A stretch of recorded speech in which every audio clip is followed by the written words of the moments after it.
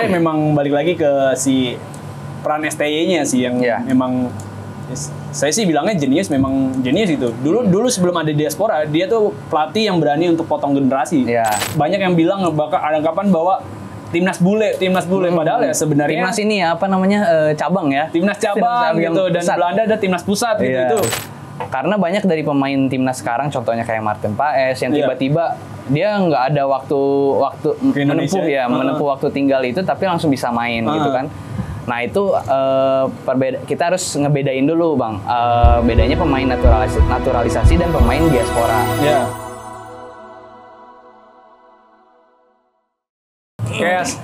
Assalamualaikum warahmatullahi wabarakatuh. Balik lagi di Quotient TV. Kali ini segmennya Kisport, kita bahas mengenai sepak bola, utamanya mengenai timnas Indonesia ya, yang lagi happening ini, bahasan-bahasan itu. Kali ini kita bareng pencinta sepak bola dari tim LQ juga, bersama Nicholas Patrick Surya. Patrick bisa dipanggil Patrick aja. Merupakan penggila sepak bola juga dia di LQ gitu.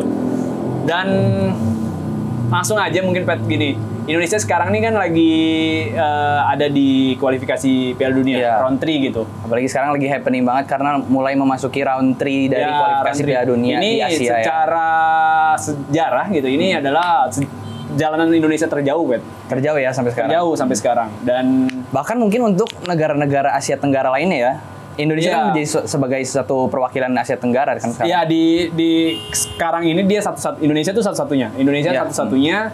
Tahun-tahun sebelumnya ada Thailand juga, Vietnam sempat sampai di round 3. Tapi ya pada akhirnya mereka jadi lumbung dan Indonesia sekarang dengan materi pemain yang ya mayoritas diaspora bisa bersaing gitu. Nah, menurut Patrick gimana penampilan Indonesia deh gitu sejauh ini di round 3?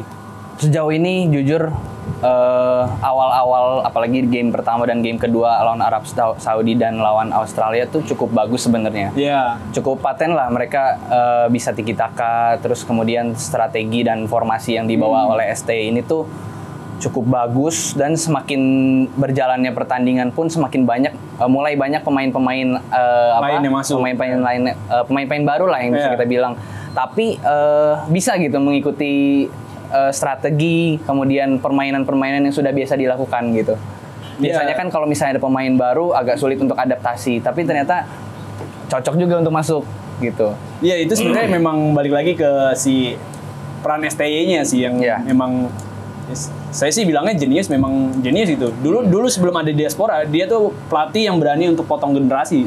Nah gitu. Tapi gimana bang, kalau misalnya kemarin kan keputusan STY untuk mengambil formasi atau skuad yang dibawa pada saat lawan Cina ini kan agak sedikit berbeda dengan pertandingan-pertandingan sebelumnya. Gimana kalau menurut abang ini? Kalau saya sih lihatnya gini, Pat, karena basicnya pencinta sepak timnas dan main game Football Manager ya, penggila Football Manager juga, walaupun gak main online lah, tapi ya penggila Football Manager. Tapi kalau dari segi taktikal gitu, memang sengaja Verdong ditaruh di kiri kan, jadi back kiri kan. Apalagi biasanya, kemarin kan kebetulan tiba-tiba secara mengejutkan Asnawi jadi kapten, Asnawi juga main.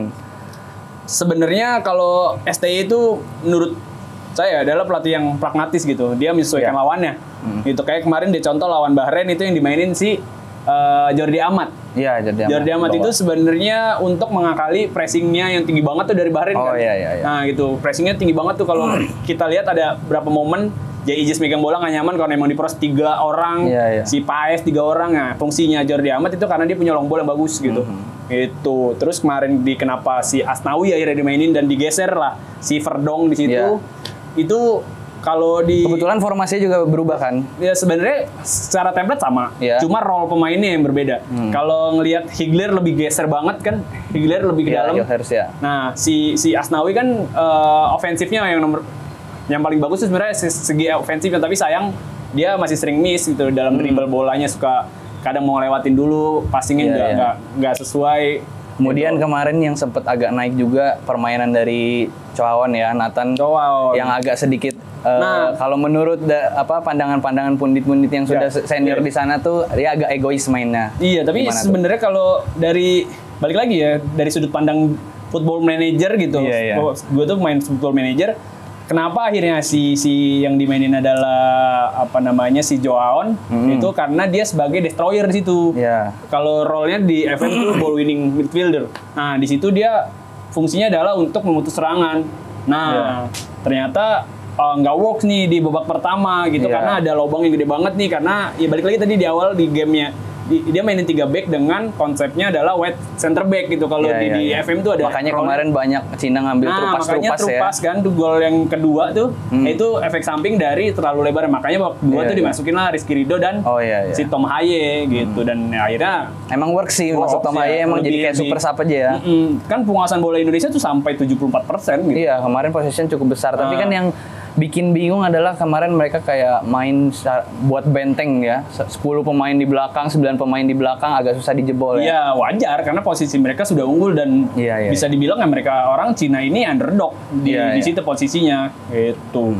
Tapi kita coba sebenarnya ada isu yang sedang lagi ramai adalah bahwa diaspora ini sebenarnya ya banyak yang bilang bakal ada anggapan bahwa timnas bule padahal ya sebenarnya timnas ini ya apa namanya cabang ya, timnas cabang gitu dan pusat. Belanda ada timnas pusat gitu itu sebenarnya lucu juga karena mereka pada akhirnya ya orang Indonesia gitu, mereka sudah dinaturalisasi. Nah, jadi polemik ada itu.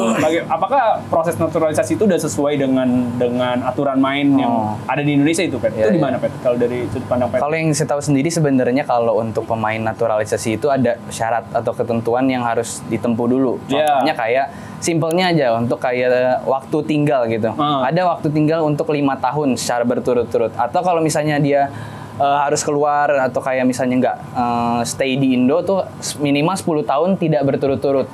Nah, kenapa hal ini tuh menjadi suatu hal yang penting? Karena banyak dari pemain timnas sekarang, contohnya kayak Martin Paes yang tiba-tiba dia nggak ada waktu menempuh waktu tinggal itu, tapi langsung bisa main gitu kan.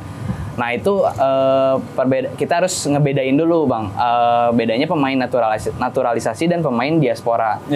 Sebenarnya mungkin dua-duanya itu adalah naturalisasi ini sama-sama merupakan prosesnya. Jadi mau dua-duanya mau naturalisasi, mau punya, intinya gampangnya kita tuh punya darah Indonesia atau enggak kita memang benar-benar pemain asing. Nah dua-duanya itu sebenarnya melalui proses naturalisasi. Cuman bedanya kalau misalnya pemain naturalisasi harus menempuh waktu tinggal itu. Contohnya kayak Mark Locke, Bang. Mark Locke ya. Kalau Mark Locke kan dia memang agak lama prosesnya karena dia memang benar-benar pure orang luar asing, itu nggak ada darah Indonesia. Tapi kalau pemain-pemain yang sekarang, contohnya kayak Shane Patinama udah jelas tuh ada nama Patinama, Marga, terus Orat Mangun. Nah itu kan dia secara gampangnya adalah pemain yang sudah mempunyai darah Indonesia, ibaratnya dari salah satu atau kedua dari orang tuanya itu orang Indonesia, kemudian mereka ke Indonesia itu secara mudahnya hanya melepaskan kewarganegaraan sebelumnya. Jadi bukan dia memang melakukan pendaftaran lagi, tapi tidak sesulit. Jadi namanya itu adalah naturalisasi umum dan khusus. Nah kalau yang Mark Locke tadi berarti naturalisasi umum. Kalau yang mereka ini khusus karena mereka itu hanya melepaskan saja itu Bang. Ya itu yang jadi polemik kan karena mereka anggap bahwa mereka orang ini orang ya banyak lah netizen yang beranggapan bahwa mereka ini ya bukan nggak orang Indonesia gitu. Tapi sebenarnya mereka punya darah Indonesia gitu. Entah dari orang tuanya atau dari contoh Hilhers yang baru main aja dia kan ada keturunan Manado langsung, kalau dia langsung dari ibunya. Dari ibunya orang Manado ya. Iya, Marga Tombeng kalau nggak salah. Iya. Dan itu yang jadi polemik adalah karena pergeseran cara naturalisasinya kan ya bisa dibilang beda dengan Indonesia beberapa tahun yang lalu. Dulu tuh Christian Gonzalez kan pemain-pemain naturalisasinya. Itu mereka orang yang memang udah stay di Indonesia lama gitu. Stay di Indonesia lama, kemudian baru urus naturalisasinya. Gitu. Kayak Greg Nyokolom, terus Victor Igbonevo juga kalau nggak salah Afrika kan. Iya. Sudahan kalau sekarang kan tiba-tiba Paes dari looknya memang bule banget gitu. Bule banget. Tapi kebetulan kita tahu juga sebenarnya kalau Paes ini sebenarnya nggak ada darah Indonesia. Mungkin dari pihak neneknya itu ya hanya kebetulan orang Belanda yang memang lahir di Kediri ya, kalau misalnya di Indonesia. Tapi kalau bicara look pun mereka orang semua rata-rata ya. kayaknya Pais aja deh yang rambutnya rada coklat, yang lain sisa rambut hitam ya. Itu bukti nyata kalau mereka tuh punya darah Indonesia gitu. Iya benar. Orang timur mereka ada kulit hitam gitu. Rambut hitam gitu kan. Dan ya itu. Iya. Bingungnya adalah kenapa masih didiskriminasi gitu. Mereka tuh Indonesia loh. Mereka kemarin deh pas lawan Bahrain berantem gitu. Sen Patinama yang berapi-api banget sedangkan itu karena merasa dicurangi Indonesia. Itu bukti nyata mereka tuh cinta loh. Nasionalisme lah ya. Ya, nasionalisme tinggi gitu. Tapi terlepas dari kita membahas soal hukum, naturalisasi dan sebagainya, gimana pandangan Abang sendiri dengan timnas yang penuh sekarang dengan pemain-pemain tersebut yang barusan kita bahas? Iya. Sementara kan ya memang kalau kita emang mau kita upgrade gitu, upgrade timnas ya memang hal ini tuh menjadi suatu proses yang harus ditempuh gitu. Iya. Kalau saya sih ngeliatnya sebagai pecinta timnas ya, fans mau siapapun yang main gitu, membawa nama baik Indonesia, Indonesia menang saya senang gitu. Ya penonton ya, pokoknya menang terus ya. Sedih juga ketika kalah gitu. Jadi ya udah, kalau selama masih sesuai dengan rules, FIFA juga punya rules, Indonesia punya rules, ya nggak ada yang jadi masalah gitu kan. Kan pun contoh misalkan kayak ada tuh salah satu pemain keturunan Indonesia juga, tapi ternyata dia sudah main di timnas utama Belanda walaupun sebagai pemain cadangan. Itu dia kalau nggak salah namanya lupa. Itu dia pemain sempat main di Crystal Palace, sekarang main di Liga Belanda. Nah itu dia sempat main di timnas seniornya Belanda. Kalau Paes kan sempat juga ada polemik kayak gitu kan, karena dia pernah main di timnas usia muda dan akhirnya Indonesia mengajukan banding dan diterima bandingnya dan akhirnya bisa main gitu. Kemarin pas lawan game pertama dia lawan Arab Saudi yang nangkis penalti langsung. Iya, langsung nahan tendangan penalti, tapi sayang harus kebobolan juga lewat bola deflect ya. Tapi emang itu orang jago banget sih. Jago. Udah gitu tinggi kan? Tinggi. Kalau misalnya kan ini ibarat kita udah lawan Cina nih. Ibaratnya tim terlemah di grup yang sekarang kita lagi ada lawan Bahrain, lawan Arab, lawan Jepang. Kedepan ini kan ada 2 lagi ya? Maksudnya nextnya lawan bulan depan maksudnya. Ya, bulan depan itu lawan Jepang dan Arab Saudi ya. Arab Saudi di GBK. Gimana nih kalau misalnya menurut pandangan Abang, sementara kita nih lawan Cina aja agak gimana ya, kaget kemarin. Padahal dari segi possession, dari segi strategi kita nggak jelek gitu mainnya. Bagus. Mereka pun sebenarnya Cina nggak bisa dibilang nggak bisa dibilang beruntung juga, tapi nggak bisa dibilang mereka main bagus juga karena memang ada 1 gol dari gol set piece, free kicknya itu yang kesalahan lagi. Ya, kesalahan pemain. Kemudian itu. Satu lagi dapat terupas enak, kemudian dapat gol. Ya ada miskom lah di back kan. Nah itu gimana kalau menurut Abang? Apalagi ke depan ini lawan kita cukup berat, Jepang kan. Itu emang lawan terberat, Pet. Jepang tuh tim otomatis lolos sih. Udah pasti lolos karena memang pemainnya ya udah jago banget gitu. Ngeliat mainnya pun enak gitu. Kemarin pun lawan Australia itu lapis kedua kalau diperhatiin. Gitu ya? Iya, kalau kita perhatiin itu lawan lapis kedua banyak pemain-pemain bintangnya itu nggak main. Kayak Kubo gitu nggak main kemarin? Kubo main. Kubo lawan main. Yang nggak main itu Tomiyasu. Oh iya. Mayoritas main lapis kedua lah. Strikernya pun bukan striker yang kemarin bikin gol lawan. Sebelumnya mereka lawan apa ya? Jepang ini sebelumnya lawan Arab. Ya, nggak main tuh striker yang nomor 15 itu jago banget itu dia. Bola-bolanya bola enak semua. Dan kayaknya kalau lawan Jepang sih ya pun seri udah bagus. Lawan Arab bener ya? Iya, kan kemarin lawan Australia kan. Pun lawan Jepang nih, Indonesia seri pun udah bagus banget gitu. Iya. Tapi harusnya sih bisa dengan main di kandang ya kan, dengan dukungan moral dari supporter yang gila banget ya. Indonesia tuh gila bola banget. Terus ditambah juga STY pasti punya senjata tersendiri, apalagi dengan ada lagi nama baru si Kevin Dix main Copenhagen. Pastinya akan lebih bagus sih. Hasilnya sih dia kebetulan udah pernah main di Champions League juga kan? Udah beberapa kali kalau dia main di Copenhagen dia. Ini berarti ada kemungkinan berarti lawan Jepang dia dibawa atau gimana? Harusnya dibawa. Dia kayaknya akan ngisi pos sebenarnya dia posnya kan di banyak tuh pemain Indonesia pemain skema 3 back kan. Pemain-pemain yang dengan identik dengan 3 back. Nah, tapi kayaknya ya kalau role-nya dia di dalam FM ya, balik lagi sudut pandangnya dari Football Manager. Dia tuh di winger main di posisinya Asnawi. Oh di gitu. Kanan. Iya, buat isi pos Asnawi karena ya trio quartet. Sementara sekarang yang lagi sering diputer-puter itu Asnawi, Lino, kemudian ini pemain baru dari Persebaya. Oh, kalau bukan pemain baru, cuman yang baru masuk. Iya, Malik Rizaldi. Iya, Malik Rizaldi. Emang dia lagi bagus dia di liga dia. Dan kalau menurut pandangan saya sendiri ya, Malik Rizaldi ini boleh lah Bang, maksudnya dikasih kesempatan buat main setengah babak lagi kemarin lawan Cina tuh sebenarnya oke lah. Karena biar adaptasi gitu. Sementara kemarin kan pas lawan Bahrain pun oke lah gitu untuk pemain bagus. Lokal ya. Bagus. Malik Rizaldi tuh bisa dibilang ya yang terbaik lah di Indonesia, di Liga Indonesia ya saat ini di posisi tersebut gitu. Dia pun bisa main di tengah, di kanan, di kiri juga bisa dia. Di Persebaya dia kalau nggak salah klubnya. Nah kemarin di Bahrain dia main di kanan kan. Main di kanan itu sebenarnya kalau ngelihat posisinya memang lebih baik dia ketimbang Witan, karena Witan ya bisa dibilang lagi underperform nih di 2 game kemarin deh underperform gitu. Banyak missing poinnya yang akhirnya ya malah bisa berujung gol. Bahkan ya fair-fairan aja lawan Bahrain terakhir itu kalau dia bisa killing the game di akhir pertandingan mungkin ya lain cerita. Tapi ya nggak bisa dinyalakan juga pemain, mungkin ya balik lagi belum panas atau masih ya grogi gitu dengan main di kandang lawan. Ini Bang, kita callback lagi soal pernyataan tadi pernyataan Abang soal Indonesia kan sering main tiga back ya. Dan kebetulan sekarang kebanyakan pemain yang masuk nih pemain-pemain diaspora maupun apapun itu yang fokusnya tuh memang ke arah back gitu semuanya. Gimana pandangan Abang? Sementara kita kan kalau kita lihat sendiri di timnas ini mengerucut gitu.